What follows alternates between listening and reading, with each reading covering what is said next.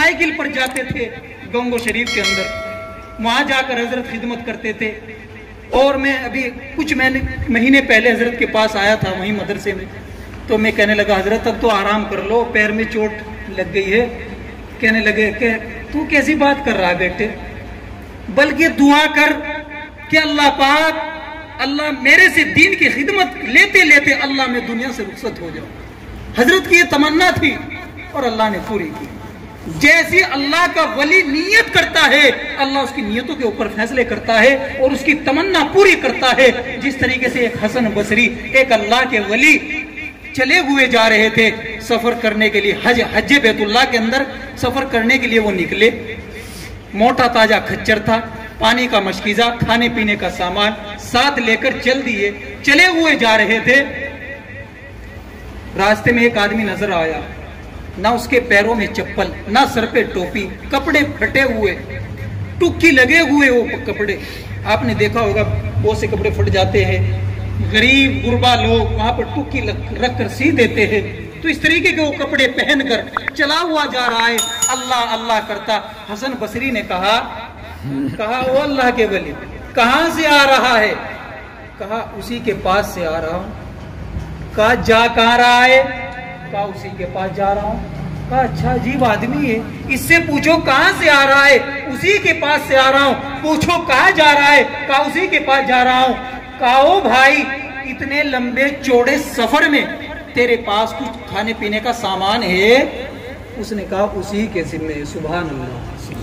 हसन बसरी समझ गए कि ये हज बैतुल्लाह की तरफ जा रहा है और ये कोई अल्लाह का वली है, अल्लाह का नेक आदमी है। कहो मेरे भाई, मेरे खच्चर पे आ जा, मेरे पास खाने पीने का सामान भी है, तू भी उसी घर का मेहमान है, मैं भी उसी घर का मेहमान हूँ, साथ साथ चलेंगे, मजा आएगा और सफर भी आसान हो जाएगा। चल साथ साथ चलते हैं। कहा ना मैं नहीं जाता, तू जा। कहा भाई चल साथ चलता अच्छा रहता। कहा ना ना ना। कहा थक जाएगा। कहा तू चला जा, मैं आ जाऊंगा। सोचा अल्लाह के वली के साथ जिद करना भी ठीक नहीं। सोचा इसे हज बैतुल्लाह में पकड़ूंगा और वहां पकड़ के इससे दुआ कराऊंगा, वहां पकड़ कर इसे छोड़ूंगा नहीं, वहां की खिदमत करूंगा।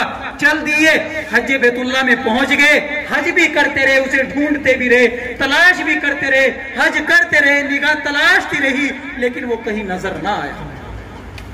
हज करते करते जब आखिरी वक्त में मीना पे पहुंचे, यहाँ हाजी लोग बैठे होंगे, अल्लाह वहाँ का हम सबको दीदार वहाँ का नसीब फरमाए, अल्लाह हम सबको हज बैतुल्लाह की ज़ियारत नसीब फरमाए।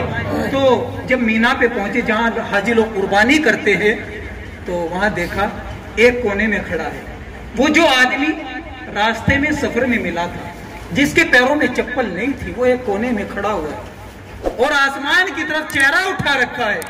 सोचा ये क्या कह रहा है, सोचा इसकी बातें सुनो तो सही, जाकर देखो तो सही। जाकर देखा, वो आदमी आसमान की तरफ हाथ उठाकर और चेहरा उठाकर यूं कह रहा है, ए अल्लाह, ए ऊंट वालों से ऊंट की कुर्बानी कबूल करने वाले, ए दुम्बो वालों से दुम्बो के हदिया कबूल करने वाले, ए अल्लाह मेरे पास तो ऊंट है ना दुम्बा, ए अल्लाह जिसके पास ऊंट था उसने ऊंट कुर्बान कर दिया, ए अल्लाह जिसके पास दुम्बा था उसने दुम्बा कबूल कर दिया, ए अल्लाह मेरे पास तो कुछ भी नहीं है, ए अल्लाह बता मैं क्या कबूल करूं, क्या पेश करूं।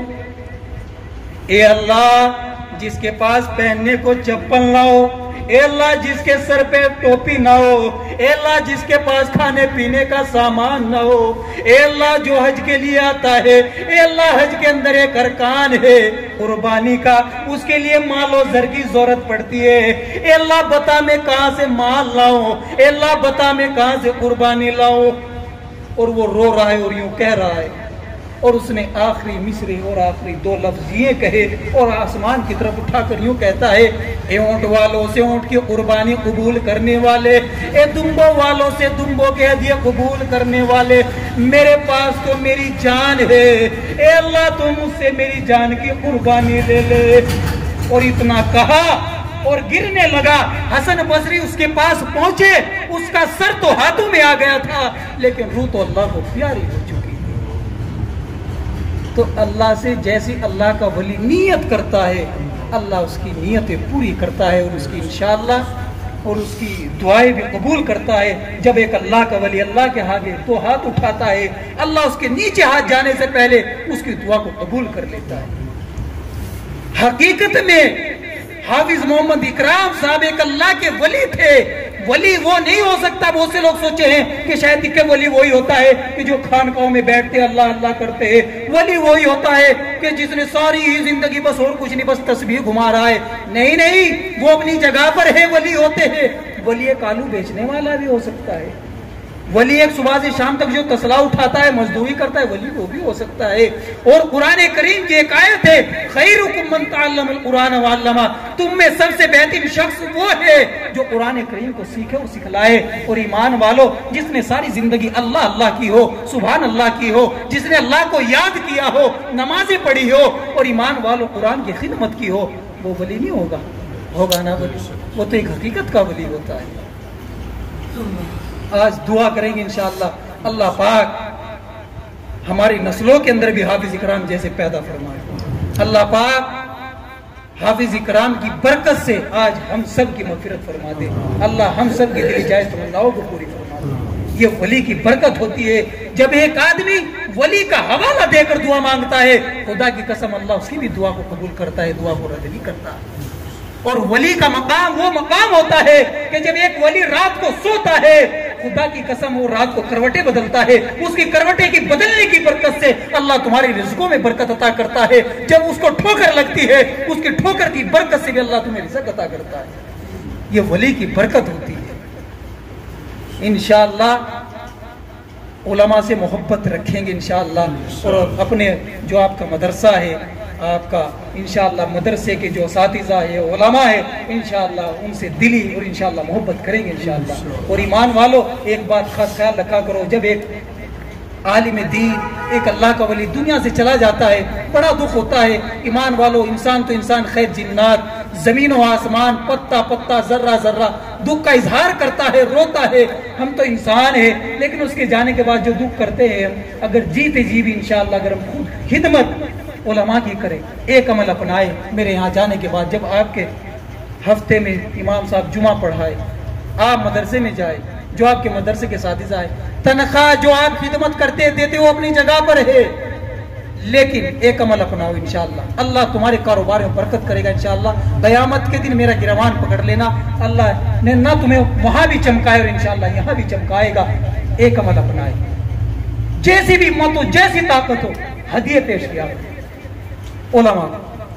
जो उलमा से मोहब्बत करता है, अल्लाह उसकी नस्लों के अंदर दीन के शहदाई पैदा करता है। और जो एक हाफिज कुरान से नफरत करता है, हजरत अली का कौल है, अल्लाह उसकी 10 नस्लों तक कोई हाफिज कुरान पैदा नहीं करता, 10 नस्लों तक। तो इसलिए आज नियत करके उठेंगे इंशाअल्लाह कि उलमा से मोहब्बत करेंगे इंशाअल्लाह। ये अमल अपनाएंगे। जैसी भी अल्लाह ने ताकत दी है, 100 की, 50 की, 500 की, माशाअल्लाह यहाँ लोग वैसे नहीं है कि हम बड़ी ताकत हिम्मत रखने वाले लोग हैं और हौसले वाले भी लोग हैं माशाअल्लाह। अपने उलमा को इंशाअल्लाह हदिया दिया करेंगे इंशाअल्लाह, अपनाएंगे इंशाअल्लाह इस अमल को। वरना वो दिन दूर नहीं है ईमान वालों कि ये उलमा इसी तरीके से ईमान वालों खत्म हो जाएंगे और हमारी जनाजे की नमाज पढ़ाने वाले भी नहीं मिलेंगे। इंशाअल्लाह अपनाएंगे ना इंशाअल्लाह। ये अल्लाह के वली की पहचान करो, कैसे पहचान होती है? वही अल्लाह का वली है जो दीन की खिदमत करता है, जो अल्लाह का कुरान पढ़ा रहा है, कुरान का सुनाना कर रहा है, वही अल्लाह का वली है। कुरान का मकाम बड़ा ऊंचा होता है, खुदा की कसम। इसलिए जो कुरान से मोहब्बत करता है, अल्लाह उसकी मगफिरत कर देता है। और तो ईमान वालों, जो कुरान को पढ़ा रहे हैं, अगर हम उनसे मोहब्बत करें इंशाअल्लाह, अल्लाह हमारी मगफिरत करेगा इंशाअल्लाह। मैं 1-2 बात बताकर बात खत्म करता हूँ, फिर आगे कोई बात नहीं इंशाअल्लाह। कि ईमान वालों के एक अल्लाह से मोहब्बत करें, क्योंकि अल्लाह का कुरान है। अगर हम अल्लाह को पहचानेंगे तो इंशाअल्लाह अल्लाह हमारी दुनिया भी बनाएगा और आखिरत भी बनाएगा। अल्लाह को कैसे पहचाने? कि जिस तरीके से एक कमर खमीदा बूढ़ी औरत चरखा काट रही है, सारी उम्र उसने चरखे में गुजार डाला। मौल साहब वहां से गुजर रहे। मौल साहब ने कहा, ए बड़ी माँ, तूने सारी उम्र इस चरखे में गुजार डाली, तूने उसे अपने पैदा करने वाले को पहचाना कि नहीं पहचाना? कहा उसे पहचानती हो? मौल साहब की आंखें फटी। कहा इतने इत्मीनान से जवाब दे रही है कि जैसा उसे जानती हो, पहचानती हो। कहा कैसे पहचानती है? कहा मौली साहब जी बैठ जाओ। मौल साहब बैठ गए। कहा कैसे पहचानती है? कहा देखो मौल साहब जी, ये मेरा 1-1.5 मीटर का चरखा है, मैं इसे चलाती हूँ तो चलता है। ये जमीनों आसमान का चरखा, ये बचपन जवानी का चरखा, ये मौत और जिंदगी का चरखा, ये बीमारी और शिफा का चरखा, ये बचपन और जवानी का चरखा, ये मौलवी बगैर किसी चलाने वाले के नहीं चल सकता। इस 1-1.5 मीटर के कुछ चरखे को चलाने वाली मैं और इस कायनात की माल घुमाने वाला। अरे बोलो।